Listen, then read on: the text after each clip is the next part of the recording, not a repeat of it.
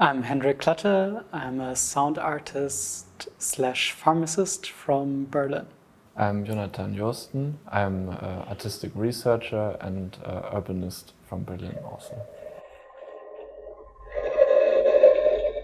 I have a background in urban studies, so a more scientific background in research, but I was always curious about artistic interventions and performance, so then I decided to do a master in public art, and the specific combination of science and art is always something that was very intriguing for me. So I'm a pharmacist, so I have a scientific background actually.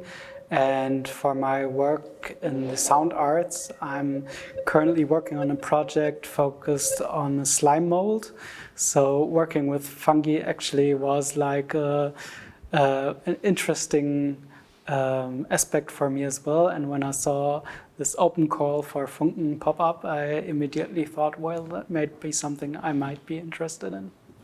Well, for me, also as a pharmacist, it felt like a environment I know, so I wasn't overwhelmed by it, but sometimes a bit like maybe put off by it, because I come from the space and really don't have to explore it anymore, the laboratory per se, but I really like the theory and stuff behind it. In my studies, I mostly knew the library and working on the computer, and then being in the lab with like autoclaving and all the like gestures, all the machines, all the this was very new, but it was super fascinating to be there in this laboratory space, but then to think about artistic practice.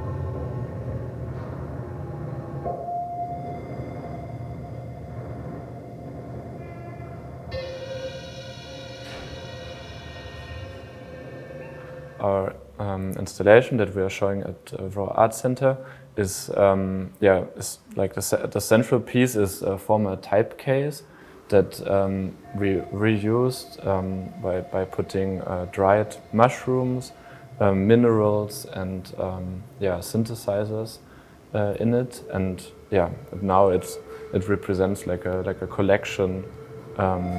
With different objects that resemble each other, objects that we brought from the laboratory, objects that we collected and that we used by ourselves. It works as an object-based installation, sound installation. While there are a lot of different objects coming together in this case, it's all being held together by the sound and the structure that the case provides. So there's an inherent structure in there that presents the work, I would say.